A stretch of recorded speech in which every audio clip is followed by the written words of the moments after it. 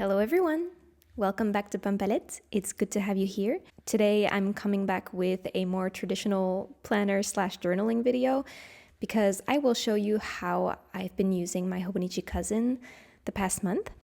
The last time I showed this book, I only shared a few daily pages, but this time I want to get more in depth with how I'm using the full book and all its features. I've been really consistent with my Hobonichi cousin the past 2 months, and this is great because, as you may have seen if you've watched my previous videos, I haven't been using this book for the whole summer, and so being back on track feels really good. And I want to share all of that here with you right now. So without further ado, let's get into it. This is the Hobonichi HON. It is A5 size. I'm still pretty much obsessed with this front cover. I'm kind of sad that I won't be able to write in this beautiful book in 2025. There weren't any HON designs this year that caught my eye. I'm putting the A5 aside for 2025, and we'll see how the transition goes between A5 and A6. But for now, I'm really happy to work with this book and make more beautiful pages every day. So, the first part of the book that I am using is the Year at a Glance. And I was pretty satisfied with using that as a workout tracker. I did track when I was running and working out in the first half of the year. Unfortunately, I did stop at some point, and then, summer months are empty, which I'll talk about in just a second. And then here, I was happy to track my running again, but I had some health issues, so I had to stop once more. I will be traveling in November, so hopefully in December I'll still get to run again and then track that in here. Overall, I think that system works really well for me, and if I could, I would have just kept going. In here, it's a little bit different. As I said before, my months of June, July, and August are empty in my daily pages, and so I use those pages as a kind of brain dump / my dear journal. The dates don't matter in that case, and so I ended up using this part as an index. This is just for me to have a little bit of an overview of what I wrote about and give myself a better idea on how I was feeling that year. So yeah, I've been doing that here, and honestly, it doesn't really matter if some of the months are empty. It's just a few pages in the beginning of the book anyways, but again, I think in the next books I'll still use this as a workout tracker. Moving on to the calendar view. This one I'm really happy about. Back in the beginning of the year, I used to track my YouTube and content creation. However, I did stop posting, and so I was just thinking to myself, what can I use this for that will not put too much pressure about posting, but also be a fun way to put memories in there. And so what I ended up doing was writing a few of the highlights of the months. I really like how this turns out. I can do it when the month is over. Like, I basically have to just reread a few daily pages and then include the information back in there.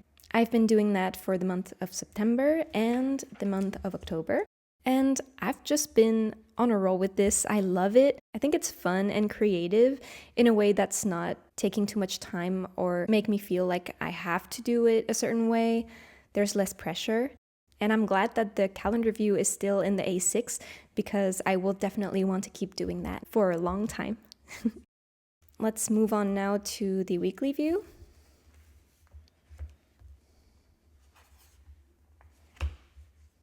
All right, so this is the weekly view in the past, because I'm always comparing to how I used it before I had my summer break. I used to track my days and then categorize it, and that was working well, but honestly, this is taking a lot of time to make, and sometimes when I wouldn't do it for like a few days, I would have to remember every single thing I did every hour, and it can be useful to some extent knowing how I spend my time every week. But I wanted to turn the weekly into something related more to memory keeping rather than tracking. And what I ended up doing was write a few sentences every day. So it's still following what I did during the day. However, I try to make it a bit more fun for myself and give a little more detail about my day. Also, something I tried recently was designing stickers. These are just little icon stickers, and I printed them and just cut them and, glued them in, so they're not real stickers, but it does give an idea of what it would look like used in the weekly spread, and I do really love it. I think it complements the text nicely. It's not too much of a heavy decoration. It just adds a little bit of visual interest for my weeklies, and I've really enjoyed doing that for this month. So here are all my pages. I do believe the stickers are a little bit big, so next time I do it, I would want to try printing them a bit smaller. But apart from that, I'm really happy with how it turned out. I don't know if I'm still going to be using the weekly view as much in the future because it feels a bit redundant being a mix of daily pages and calendar view. So we'll see, but it was fun to test things out, and maybe this will inspire you as well to do that in your journal. Now let's go to my quarterly/yearly goal page. I used the turning the page to a new year to set that up. I did write myself some 2024 goals, and then here I split the year into quarter 1, 2, 3, 4, write some goals for that quarter, and then here is kind of the outcome of it and what I want to consider moving on for the next quarter. So I guess I haven't shown this page in a while. It's been fun to use it and see compared to what I was hoping in January, what ended up happening. And again, the summer months were pretty rough for me. And I think it was fine to just not write anything for myself, not put pressure, not write any goals. And when I mean goals, I don't write specific things that I want to happen because I know that can feel a bit sad when it keeps being pushed and never achieved. So what I'm trying to write instead are systems and habits that I'm trying to incorporate in my life, and that's been working pretty well. My last quarter will be focused on traveling and hobbies. Because after the kind of chaos that happened earlier this year, I really want to take better care of myself.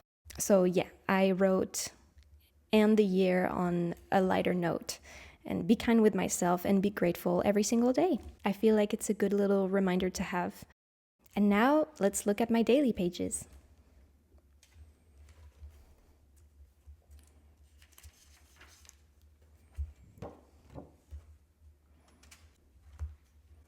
If you've watched my videos before, you might have seen this layout already.